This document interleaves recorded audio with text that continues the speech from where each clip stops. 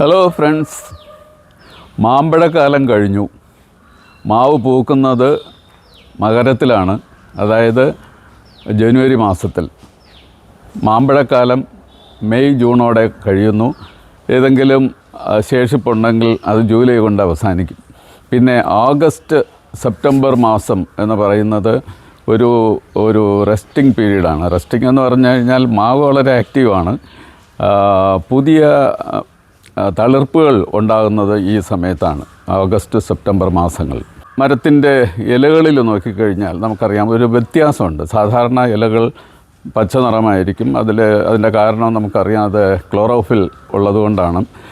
ഇതിലും ക്ലോറോഫിൽ ഉണ്ട്, പക്ഷേ എന്നാലും അതിൽ ഒരു വ്യത്യാസം, ഇലയുടെ കളറിൽ ഒരു വ്യത്യാസമുണ്ട്. ഇത് കുറച്ചുകൂടെ ലൈറ്റ് കളറാണ്, അല്ലെങ്കിൽ ഒരു പിങ്കിഷോ റെഡിഷൊക്കെ ചേർന്നിട്ടുള്ള ഒരു കളറാണ്. എന്താണ് ഇതിൻ്റെ കാരണം? നമുക്ക് വേറൊരു മാവിൻ തൈ ഇവിടെ നമുക്കൊന്ന് നോക്കാം. ഇവിടെ നമുക്ക് മറ്റൊരു മാന്തൈയുണ്ട്.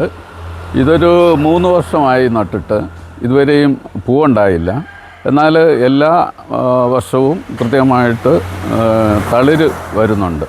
ഈ തളിര് നമ്മളൊന്ന് ശ്രദ്ധിച്ചു കഴിഞ്ഞ് കഴിഞ്ഞാൽ ഇതിൻ്റെ കളറിലുള്ള വ്യത്യാസം നമുക്ക് മനസ്സിലാക്കാൻ സാധിക്കും. തളിരിന് ഒരു ചുവപ്പ്, കറക്റ്റ് ചുവപ്പല്ലെങ്കിലും ചുവപ്പ് കലർന്നിട്ടുള്ള, അല്ലെങ്കിൽ ഒരു പിങ്കിഷ് ചേർന്നിട്ടുള്ള, അല്ലെങ്കിൽ ഒരു ബ്ലൂവും ഒക്കെ കൂടെ ചേർന്നിട്ടുള്ള ഒരു പ്രത്യേക കളർ കോമ്പിനേഷനാണ്.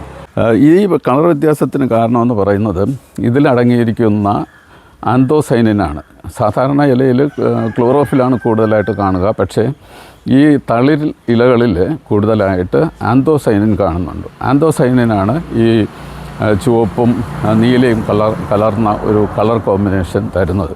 എന്തിന് ഇതിങ്ങനെ സംഭവിക്കുന്നു എന്ന് വെച്ച് കഴിഞ്ഞാൽ, പിന്നെ സൂര്യപ്രകാശത്തിൽ UV റേസ് പോലെയുള്ള രശ്മികളുണ്ട്. ഇത് ചെടിക്ക് ഹാനികരമാണ്. ഈ ഇളം തളിരിന് അത് താങ്ങാനുള്ള ശക്തി ഉണ്ടാവില്ല.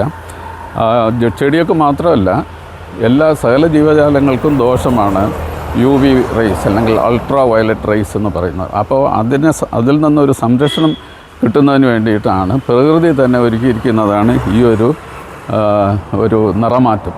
അപ്പോൾ അതുകൊണ്ട് ഇതൊന്ന് അതിജീവിക്കാനായിട്ട് സാധിക്കും. കഠിനമായിട്ടുള്ള സൂര്യപ്രകാശം ഉള്ള ഈ സമയത്ത് അതിൽ നിന്ന് അതിജീവിക്കുന്നതിന് വേണ്ടിയിട്ടുള്ള ഒരു പ്രകൃതി സംരക്ഷണമാണ്, ഒരു രക്ഷാ കവചം പോലെ ഇത് പ്രവർത്തിക്കുന്നു. പ്രകൃതിയിൽ ഇങ്ങനെ ധാരാളം കാര്യങ്ങൾ നടക്കുന്നുണ്ട്. നമ്മളറിയാതെ തന്നെ പ്രകൃതി തന്നെ ഒരു സംരക്ഷണത്തിൻ്റെ ഒരു കേന്ദ്രമായിട്ട് പ്രവർത്തിക്കുന്നുണ്ട്.